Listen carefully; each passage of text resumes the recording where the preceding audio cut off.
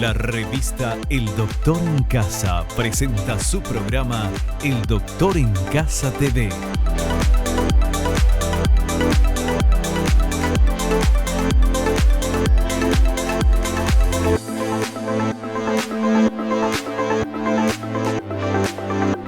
El Doctor en Casa TV.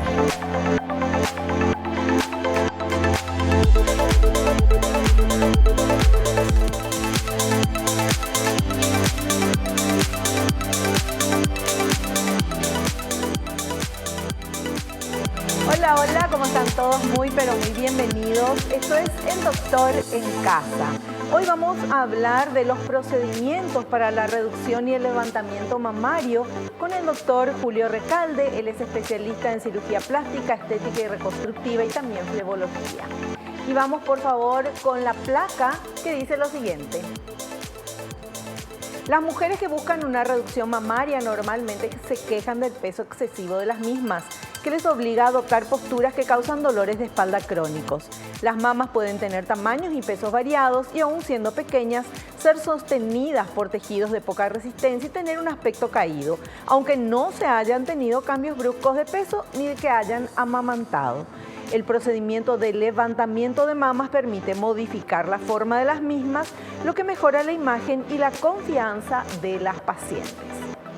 Y este es el tema que vamos a tratar hoy con nuestro invitado, a quien saludamos. Hola, doctor, bienvenido al programa. ¿Cómo estás? Muy bien, hola Vivi, un placer estar aquí de vuelta y un saludo a la audiencia.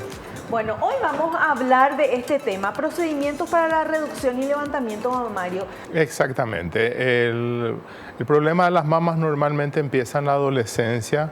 Las chicas se desarrollan, empiezan su desarrollo femenino y las mamas empiezan a crecer en forma exagerada. Normalmente hay un antecedente, es decir, hay algún familiar que también tiene ese tipo de problema y las mamas se desarrollan de forma exagerada.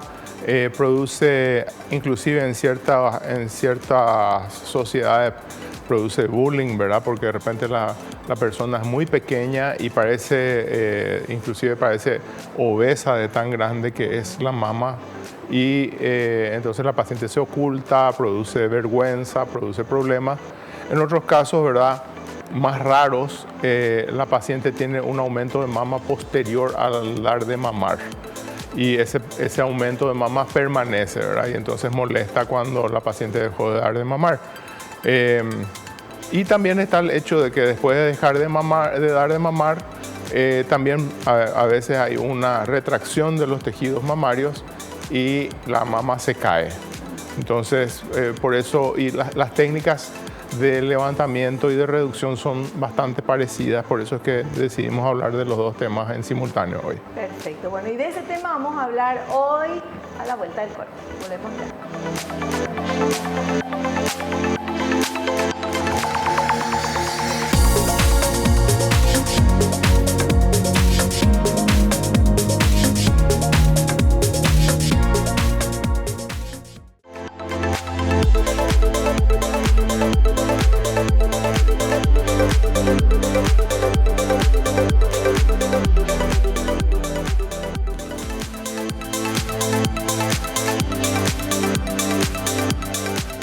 Seguimos charlando con nuestro invitado, el doctor Julio Recalde. Él es especialista en cirugía plástica, estética y reconstructiva y flebología.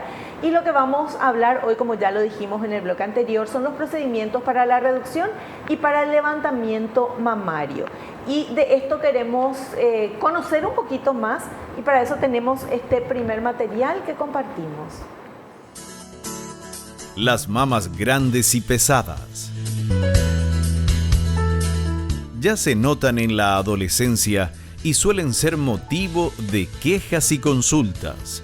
A veces el peso de las mamas es tal que obliga a la paciente a mantener posiciones que le permiten sobrellevar mejor el peso y usar sostenes especiales que a lo largo del tiempo producen marcas en los hombros. El dolor causado por el exceso de peso se puede localizar en los hombros o en la propia mama. Menos común es el crecimiento mamario luego de dar de mamar.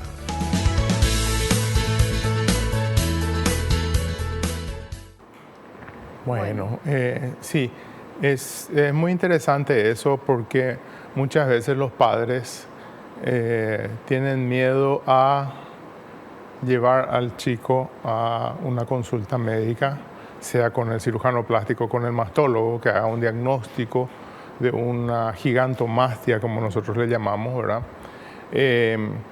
Resulta muy difícil de llevar para el paciente. Es como el profesor Pitangui siempre ilustraba eso como a la persona con la mama grande como alguien que lleva un tambor. Cuanto más grande el tambor, mayor fuerza tiene que hacer con la espalda hacia atrás para poder llevar ese peso.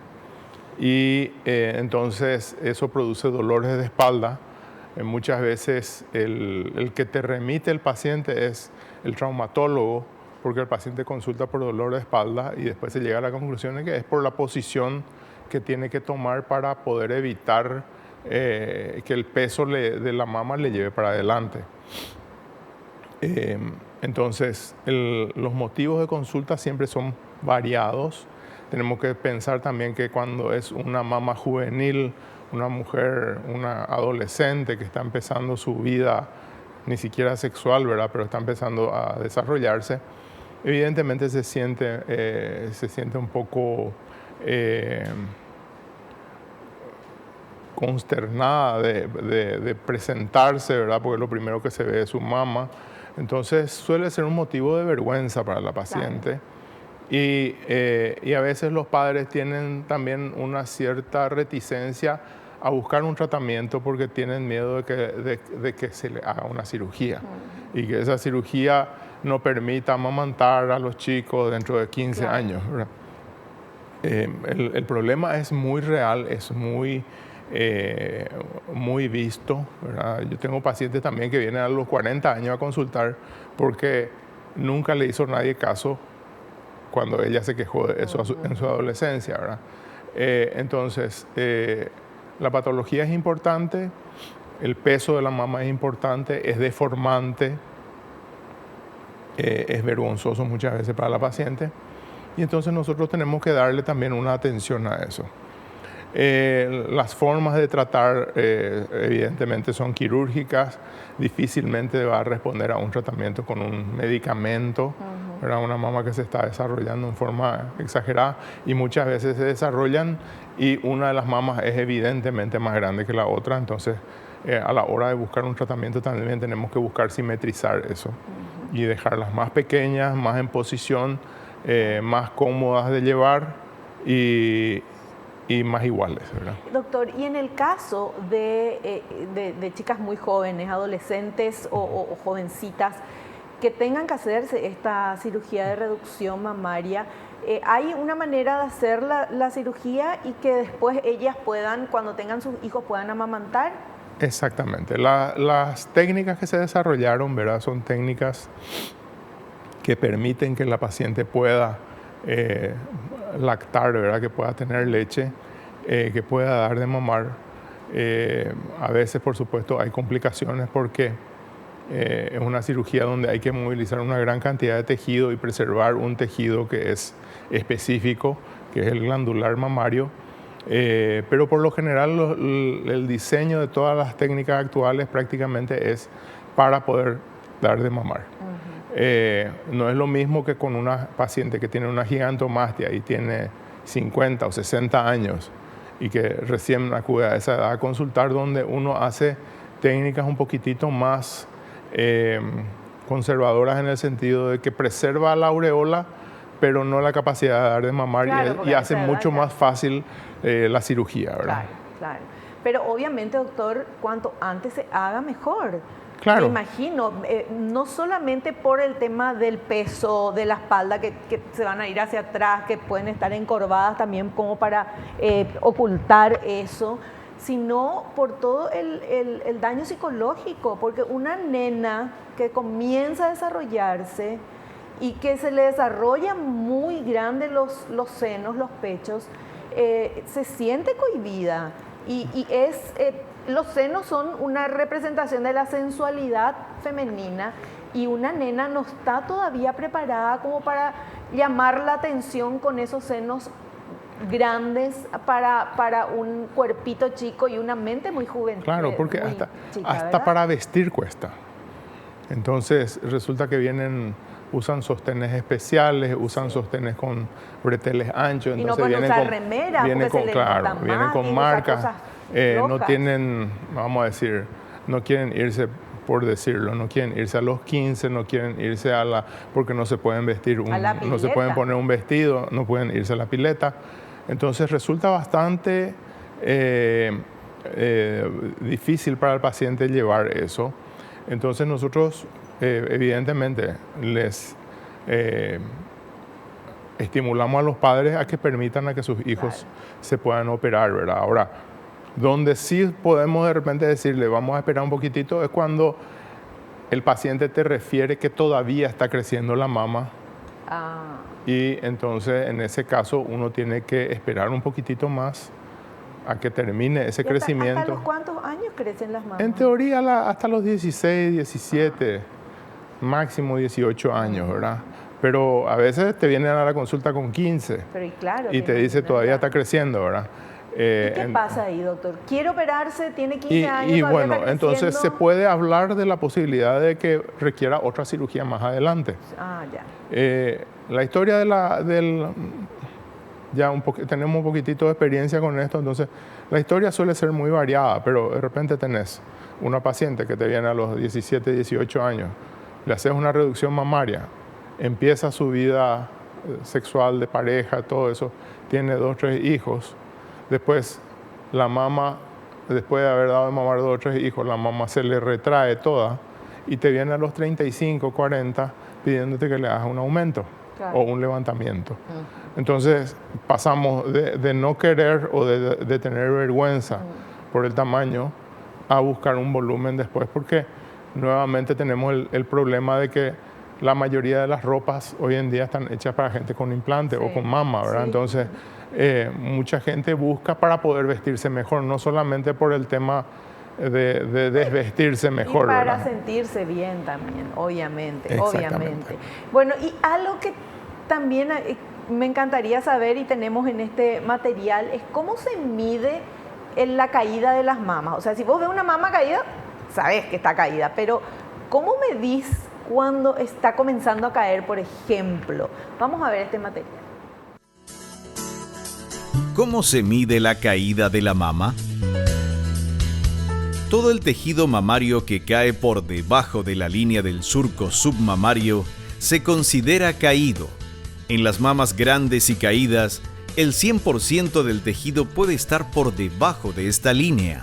En las pacientes con caída mamaria sin hipertrofia, se puede encontrar también el 100% del tejido por debajo de esta línea, con la diferencia de que puede consistir en un exceso de piel con bajo contenido de tejido mamario.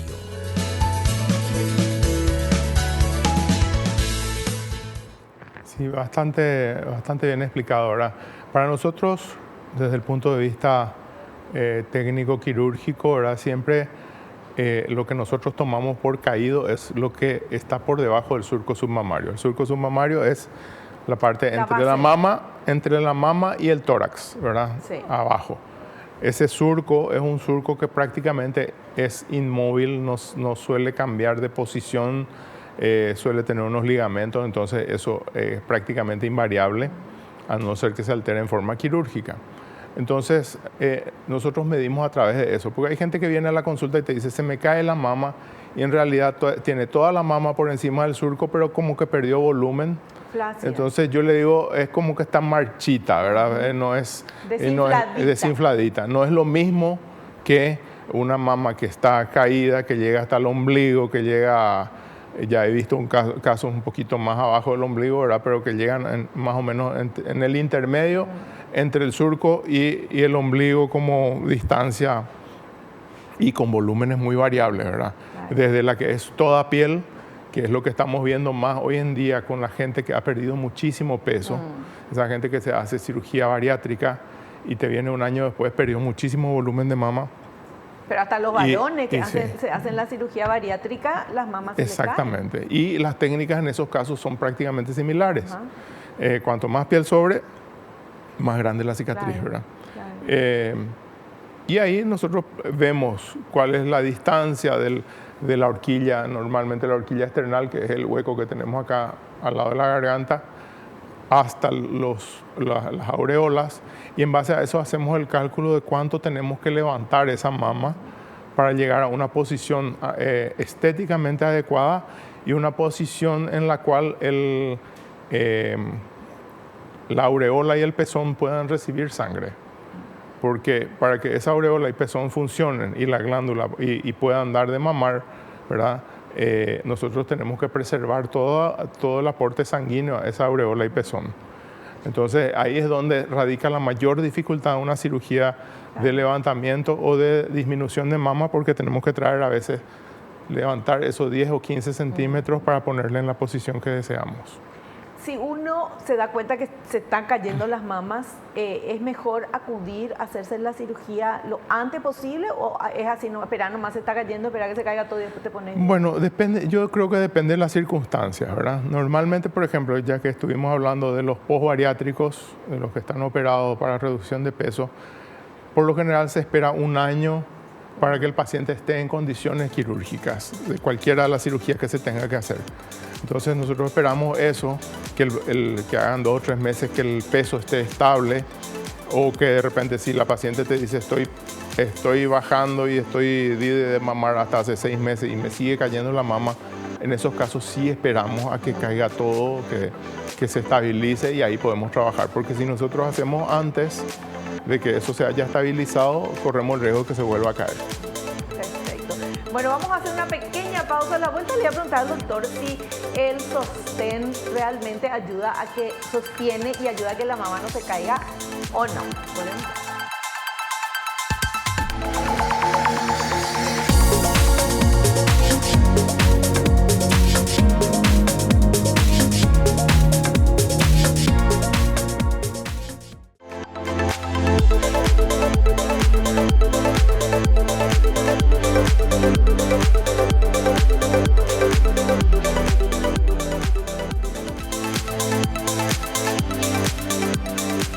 Bueno, quedó una preguntita ahí en el aire, doctor. El sostén, corpiño, portaceno, no sé qué otra manera de sutién, denominación tienen. Que es realmente, qué cosa horrible usar eso. Pero, doctor, ¿eso sirve para, o sea, obviamente que sostiene, ¿verdad? Pero ¿sirve con el correr del tiempo para evitar que la mama caiga? Sirve, claro que sirve. Por supuesto que depende también, hay una cantidad de variables, ¿verdad? Depende del tamaño de la mama, depende de la calidad del sostén, depende del momento de la paciente, depende de la piel de la paciente. Hay gente que usa sostén todo el día y tiene tendencia a la flacidez y igual se les cae todo, ¿verdad? Hay gente que duerme con sostén. Sí, doctor. hay gente que duerme con sostén y aún así, ¿verdad? Y tiene los pechos arriba. Y hay gente que duerme sin cuidarse para nada o cuidándose mucho y los pechos se le caen todo igual. O sea, siempre en nuestra calidad humana, ¿verdad? Nosotros tenemos todas las variables aproximadas, parecidas, qué sé yo. Entonces, cada paciente se da cuenta, ¿verdad? Yo tengo pacientes que me vienen al consultorio y me dicen, quiero hacerme un aumento para no usar más sostén, o quiero hacerme una reducción para poder andar sin sostén. Y yo les tengo que decir, ¿verdad? Inclusive en el postoperatorio inmediato, nosotros parte del postoperatorio inmediato es usar un sostén. Entonces, y la que se porta mal, por decirlo así, la que después de un tiempo te dice, no, me fui al gimnasio, me operé hace 1 mes y medio, me fui ya al gimnasio y hice unos movimientos y me duele. Y bueno, tenés que esperar más y tenés que usar doble sostén. Yo normalmente le digo a los pacientes que hasta los 6 meses inclusive utilicen doble sostén, sea cual sea la cirugía mamaria que se han hecho, para que eso permanezca ahí en posición, ¿verdad? Sí. Bueno, vamos con este siguiente material, por favor. La evaluación de pacientes. Se debe tener en cuenta el peso y la consistencia de la mama, la posición del surco submamario, la distancia de la areola a la horquilla esternal, edad de la paciente, intenciones de dar de mamar, etc. Algunas pacientes se quejan de mamas caídas sin que realmente hayan caído. Más bien, tienen una pérdida de consistencia.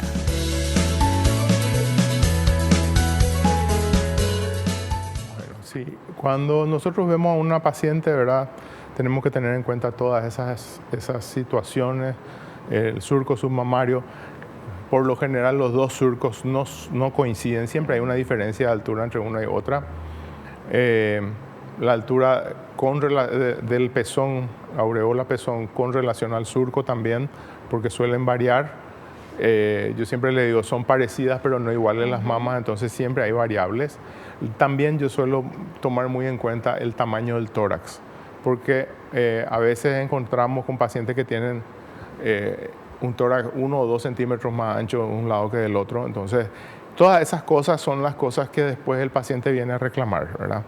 Porque claro, no es igual, porque entonces... Y ya no era luego igual. Y ya no era luego igual, pero normalmente tenemos que decirle... Pero eso, por ejemplo, doctor, vos cuando haces la cirugía podés tratar de igualar o Claro, no. Se trata de igualar porque resulta que como son diferentes las mamas, entonces uno opera mama por mama, no es que va... No es que, y hacemos normalmente, yo opero el lado más grande primero, termino eso y trato de despejar la otra mama, ¿verdad? Por eso siempre el primer lado es más rápido y el segundo lado siempre es más lento de hacer, porque uno tiene que ir comparando con lo que ya tiene de modelo, vamos a decir.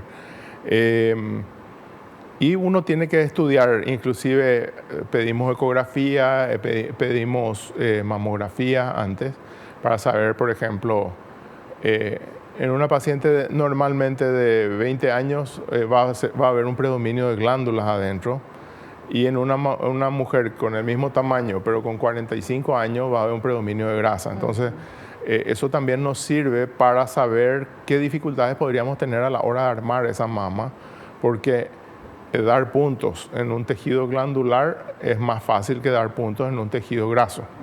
Entonces, ese tipo de cosas tenemos que ir previendo, ¿verdad?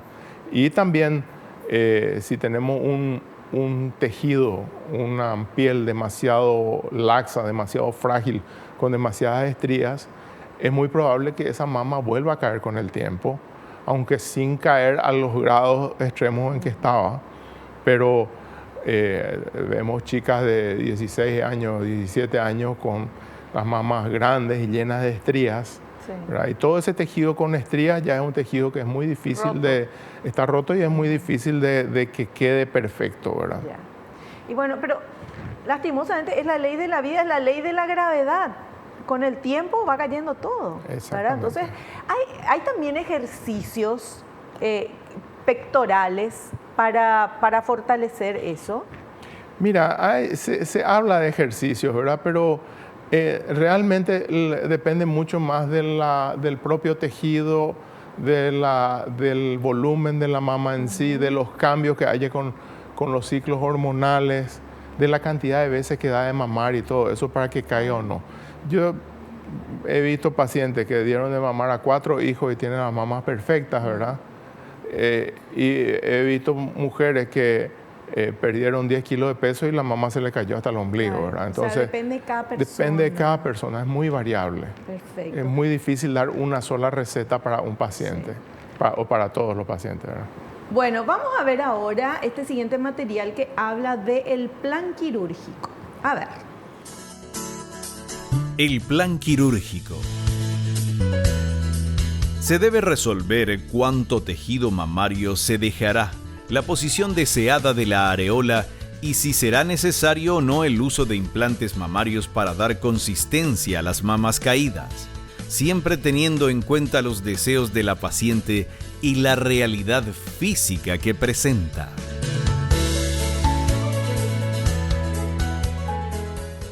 Bueno, así es. Uno tiene que... el planeamiento quirúrgico no solamente con respecto a eso, sino con la cantidad de cicatrices que uno va a dejar. Evidentemente, claro, evidentemente que cuanto más volumen tenemos, cuanto más tejido tenemos que movilizar, la cicatriz va a ser más grande. ¿Es en forma de T la cicatriz? La cicatriz más grande es la que es en forma de T. En T invertida o en ancla se le suele decir, ¿verdad? Porque tiene la forma de un ancla. Va alrededor de la aureola, una vertical que llega hasta el surco submamario y a lo largo del surco submamario. Y a lo largo del surco submamario puede ir inclusive hasta la axila dependiendo del exceso de piel que tenga la paciente.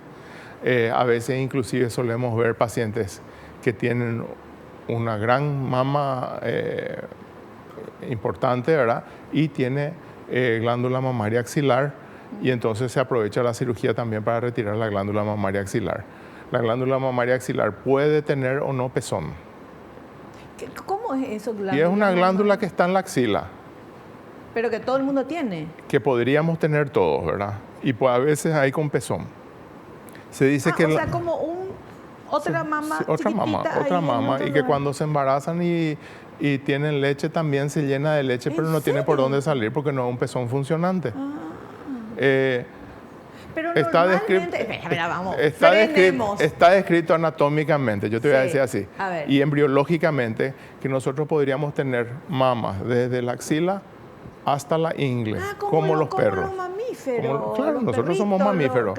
Lo que nosotros tenemos es que por el desarrollo se hizo selectivo y las otras se atrofiaron, ¿verdad? En el proceso de evolución. Las otras mamas se involucionaron y la mama normal torácica se quedó, ¿verdad? A veces hay mamas axilares y a veces el motivo de consulta principal del paciente es por la mama axilar porque les molesta. Glándulas mamarias en la axila, ¿nosotros qué glándulas tenemos en la axila que no sean las mamarias? Sudoríparas. Claro. Pero podemos tener glándulas mamarias sin que tenga nada hacia afuera. Sin que tenga nada hacia afuera. Pero podemos no tener también. Podemos no tener, ¿no? La mayoría no tiene, ¿verdad? Pero cuando hay es llamativo, es incómodo. De repente, si no hiciste el diagnóstico, puedes hacer una buena reducción de mama esto y te dice, acá me molesta cuando voy a tener mi periodo o alguna cosa de esas. Se me sigue hinchando en la axila. Y eso entonces tiene que motivar para hacer una ecografía, hacer el diagnóstico y sacarlo. Y se saca. Claro. Saca, se hace un corte y se saca. Ahora, cuando se hace la cirugía de reducción y levantamiento, ¿qué, se toca algo? Porque yo me imagino tipo un sostén, ¿verdad? Que te pones así y se levanta. ¿Cómo se hace? Es como, todo por abajo? Eso es lo que la mayoría de la gente cree, ¿verdad? Pero no, normalmente lo que se hace es se saca el centro de la mama más o menos, se retira eso y se vuelve a armar el cono, ¿verdad? De tener, a veces no es ni siquiera la forma de la mama grande especialmente, ni siquiera es un cono, es un tubo, ¿verdad? Sí. Entonces lo que se hace es de ese tubo se convierte en un cono, se le saca la base, se saca como una pirámide, vamos a decir así, de adentro, y en base a eso se arma otra vez. O sea, se saca lo que más pesa para que se quede en su lugar. Exactamente. Y ahí a veces hay técnicas y técnicas, ¿verdad? Hay formas de repente que vos armás la mama y la mama ya se queda en la posición que uno está queriendo y a veces tenés que fijar con algunos puntos al músculo pectoral para que esa mama se quede en su posición por lo menos 2 o 3 meses hasta que tome su forma ya y el paciente esté satisfecho, ¿verdad? Perfecto. Bueno, y de eso vamos a hablar ahora, de cómo se realiza la cirugía. Tenemos un material, por favor. ¿Cómo se realiza la cirugía? Se hacen en el quirófano, bajo anestesia local y sedación o bajo anestesia general. El tiempo quirúrgico es de 2 a 3 horas. La cirugía consiste en retirar los excesos, ya sea de piel, de glándula mamaria o ambos, más la remodelación del tejido que va a quedar en la paciente. A veces se colocan implantes cuando la paciente tiene poco tejido mamario y este es muy flácido.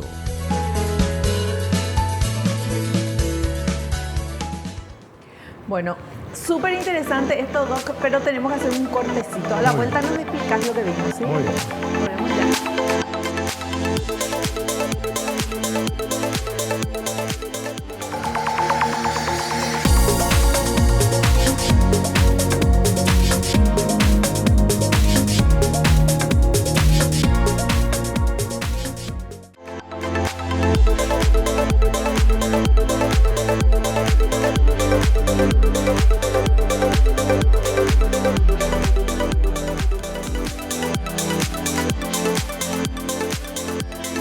Bueno, acá en el programa decimos siempre que importante es sentirse bien. Nosotros tratamos con todos los temas que hablamos en el Doctor en Casa de conocer más sobre el mejor estilo de vida para tener una vida saludable, conocer un poquito también sobre los problemas o problemáticas que podamos tener como seres humanos a nivel salud para ver cómo podemos estar mejor.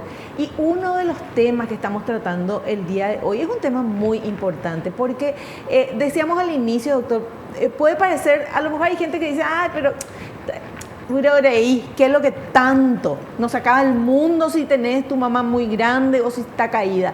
Para otra persona tal vez no, pero para el ser humano, para la mujer que tiene ese problema, tal vez ni le interese. Hay personas que están felices por la vida sin ningún problema ni se fijan en eso. Y otras personas que sí es el centro, se levantan y ya están sintiéndose mal por algo que tienen en el cuerpo que no les cierra y no les gusta. Entonces por eso estamos haciendo esto, porque es salud.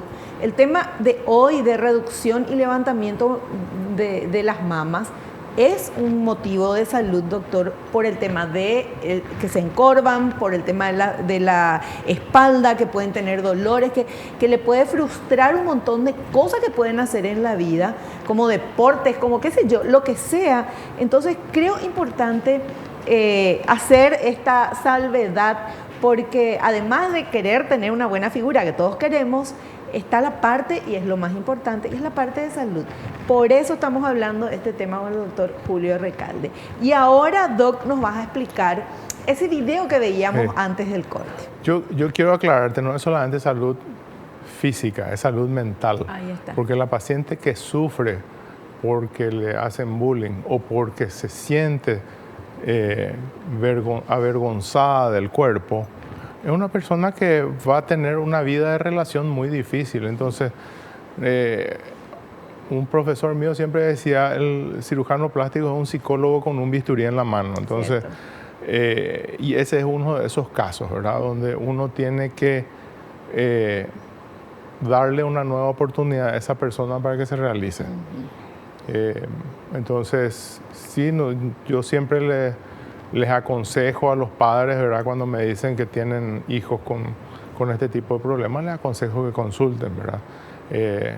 Porque son realmente los padres los que le van a llevar o no al paciente en esos casos y van a asumir los costos, por supuesto, ¿verdad? Y hablando de hijos, también hay varoncitos que desarrollan las mamas y eso también les hace sentir diferentes y mal. Exactamente. Los chicos con mamas, ¿verdad? También es están los ex obesos que fueron obesos durante su niñez y llegan a la etapa puberal y empiezan a bajar de peso, pero las mamas se les quedan grandes. O están también otro tipo de gente que estamos viendo mucho, es la gente que se cuida mucho, se va al gimnasio, hacen pesas y de repente le toman uno de estos suplementos hormonales y crecen todo muy bien, pero les crecen los pechos también. Y entonces tenemos la persona que dejó de ir al gimnasio porque le crecieron los pechos. Tenemos una variedad importante también en el tema masculino. Y en el caso de los ex obesos, tenemos el paciente que tuvo mama grande por exceso de grasa y que al bajar de peso se le cae. Entonces, podemos llegar a hacer en un varón todas las técnicas, ¿verdad? Que se desarrollaron para la mujer, podemos llegar a hacer de acuerdo al problema que vaya. Al final mama es mama. Claro. Sean un varón o una mujer, en este caso, ¿verdad? Claro. Obviamente. Bueno, y el tema cómo se realiza la cirugía, que fue el material. Bueno, la cirugía en el caso como te dije hoy, tenemos que decidir primero qué tipo de resección vamos a hacer, qué tipo de cicatriz vamos a dejar. Hay técnicas en las cuales muy europeas que son verticales nada más, donde uno deja una cicatriz alrededor de la aureola y una vertical que llega hasta el surco. Y las técnicas más tradicionales y que yo digo a veces son más seguras, que son las del ancla o T invertida, en la cual uno tiene más acceso, no deja excesos de piel y entonces es más fácil de hacer y más fácil de prever el resultado. Lo que tocamos es lo que varía, lo que sacamos y lo que dejamos, ¿verdad? Lo importante es lo que se queda en el paciente, que tiene que ser más o menos una mamas de tamaño iguales y todo eso. Y lo que sacamos puede ser diferente de acuerdo al problema, porque a veces tenemos mamas que son grandes, caídas y de formas diferentes y de tamaños diferentes. Entonces, por eso es que yo te digo, uno opera una mama de modelo y la otra mama va tratando de despejar, ¿verdad? Claro. Entonces, si nosotros vamos a hacer un levantamiento de mama, normalmente lo que sacamos es piel y la glándula que está abajo la moldeamos. Normalmente no sacamos, a no ser que sea algún exceso de glándula que no nos permite cerrar bien a nosotros la piel.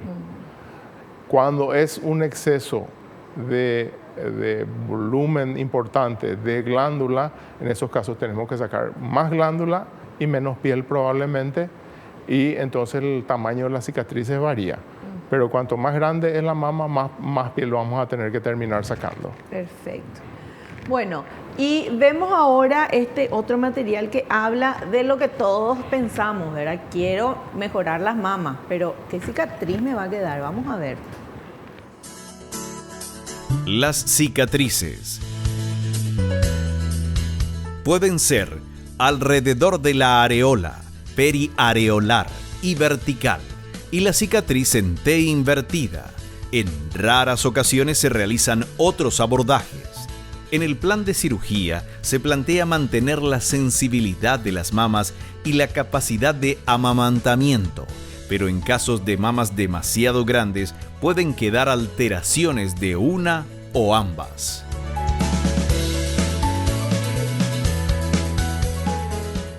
Bueno, sí.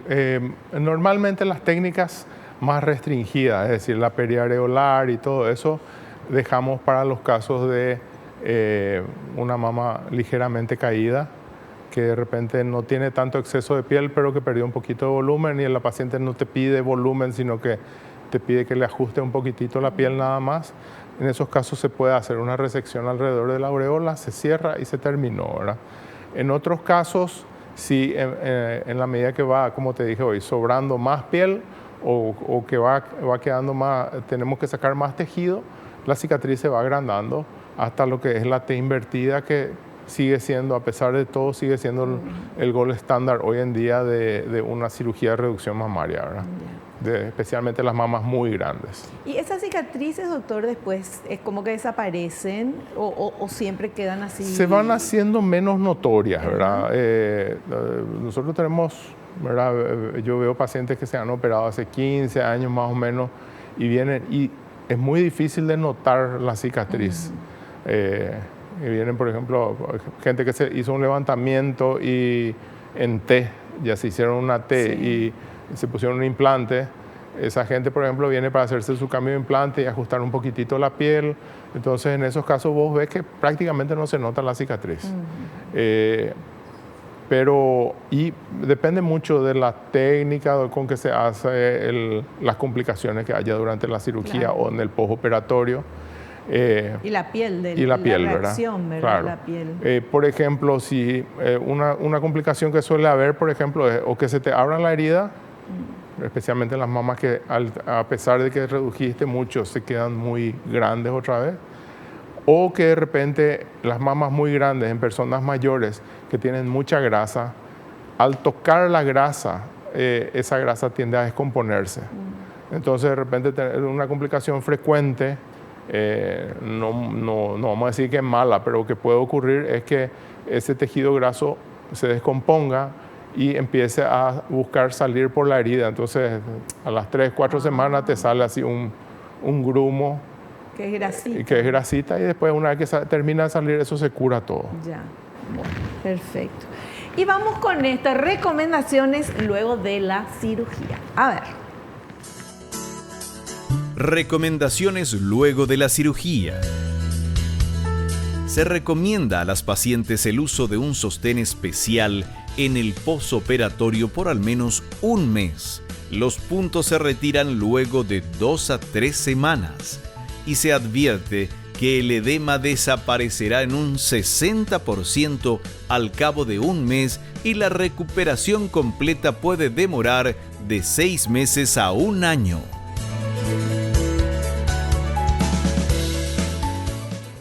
Sí, exactamente. El periodo de recuperación, cuanto más grande la mama, más largo es, ¿verdad? Y cuanto más extensa fue la cirugía, más largo suele ser. El sostén se recomienda para que ese tejido mamario pueda curarse en posición, y yo suelo usar también cintas, ¿verdad? Suelo reforzarle con cintas a las cicatrices para que el peso de esa mama no estire la cicatriz, no la ensanche, ¿verdad? Entonces son las medidas que uno va tomando para que justamente esa cicatriz permanezca en buena posición y con buena calidad. Y últimamente prácticamente hacemos casi toda la cirugía con hilos absorbibles, de modo que no hay que sacar los puntos. Claro. Eso también mejora mucho la calidad de la cicatrización, a no ser que haya una persona que tiene una sensibilidad al hilo y ahí es un problema, ¿verdad? Claro. Claro. Pero, doctor, ¿y no hay no se inventó todavía alguna cremita, alguna cosa que uno se pone en la cicatriz para que borrar, para que no se note tanto? Tipo aloe vera que te recomiendan y todo eso, pero algo... Hay un montón de cicatrizantes a nivel comercial, ¿verdad? Hay cicatrizantes con más evidencia o con menos evidencia científica, pero, por ejemplo, el que más evidencia científica tiene... a veces el paciente tiene una reacción. Entonces, inclusive yo le suelo dar un tipo de cicatrizante más suave, con menos químicos al principio, y le digo, a partir de los 2 meses usa este otro, porque si pones muy temprano y la cicatriz no está muy madura, reacciona peor. Entonces, pero así, si uno lee la bibliografía, hay un montón de cosas, pero la evidencia científica es entre poner y no poner, prácticamente. Yo les recomiendo a los pacientes que se pongan el cicatrizante para que puedan acompañar su evolución. Porque así tocan su cicatriz y te pueden decir, bueno, está más blando, está más duro, está más esto, más aquello. Las cicatrices normalmente al principio son una línea, después se vuelven una raya roja, dura, y después, a partir de los 6 meses, se empiezan a blanquear y a ablandar. Doctor, ¿por qué hay cicatrices? No digo en las mamas, en general, yo estoy hablando, ya me salí el tema, pero cicatrices que, por ejemplo, cuando va a llover se ponen más rojas. Bueno, esas son sensibilidades particulares de los pacientes, ¿verdad? Es lo mismo que el que se rompió el hueso. El que se rompió el hueso de la pierna, esas cosas normalmente te puede cantar exactamente cuando va a llover. Yo tengo cicatriz cesárea y cuando va a llover o hay mucha humedad, yo ya sé. Sí, y yo no te puedo negar, ¿verdad? Pero hay una sensibilidad especial de cierta gente, ¿verdad? Ocurre y no tengo ni cómo objetar ni cómo curar eso. Claro, no, pero ¿por qué será, verdad? Yo creo que debe ser una sensibilidad a los cambios de presión. Porque cuando van a haber cambios climáticos hay cambios en la presión del ambiente. Pues. Y eso es lo que más probablemente sea, ¿verdad? Bueno, de todo un poco acá con el doctor. Ahora hacemos un corte y volvemos con las preguntas que ustedes le quieren hacer.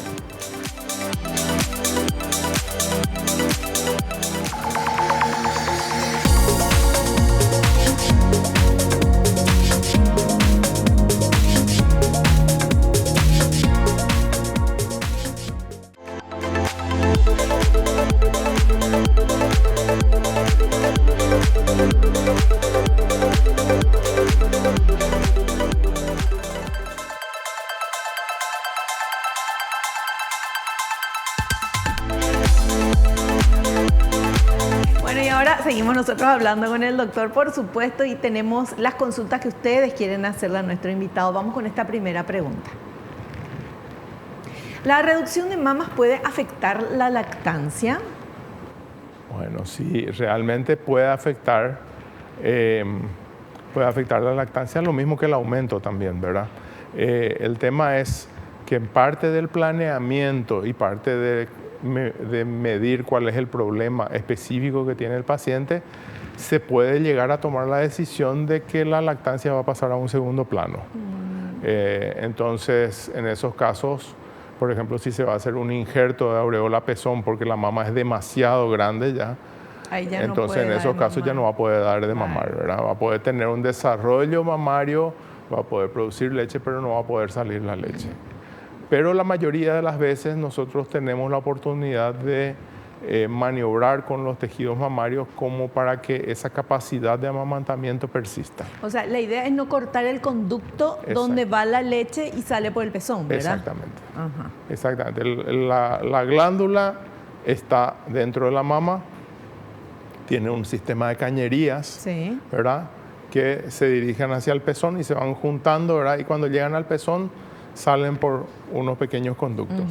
Mientras esa pirámide, por decirlo así, no se corte, el sistema se preserva. Perfecto. Y eso es lo que nosotros intentamos preservar durante la cirugía. Claro. Muy bien, vamos ahora con la siguiente consultita. ¿Tener antecedentes familiares o haber padecido cáncer de mama afecta la realización de la cirugía de reducción mamaria? Bueno, en realidad no.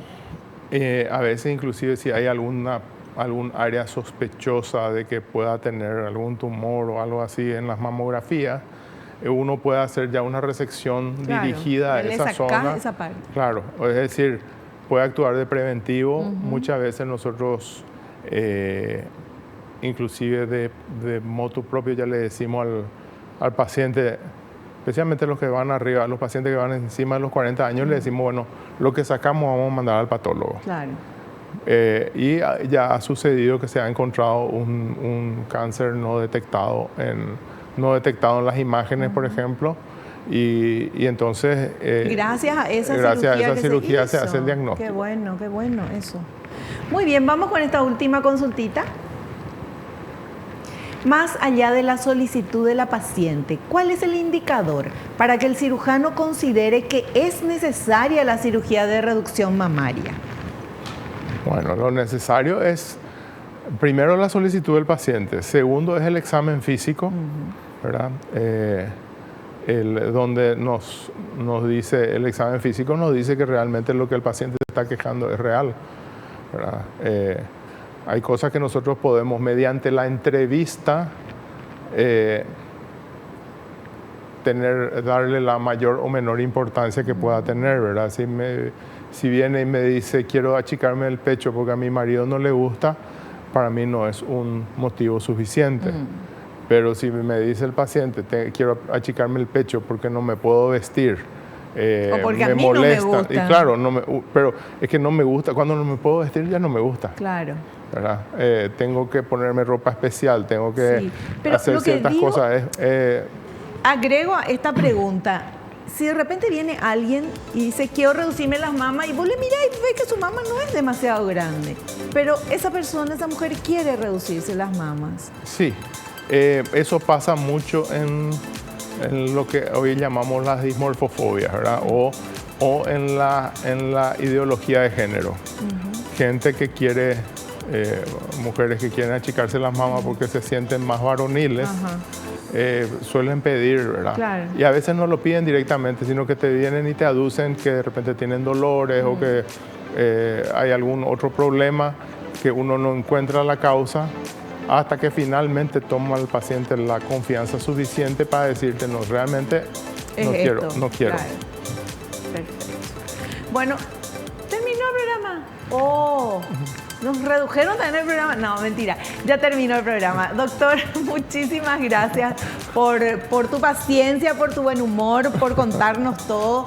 porque aprendemos muchísimo contigo. Muchísimas gracias, Vivi, y atento a la siguiente invitación. Así mismo. Gracias. Nos despedimos hasta el próximo programa, si Dios así lo permite, y no te olvides lo que te digo siempre, porque es cierto, naciste para ser feliz. No te conformes con menos. Chao, chao.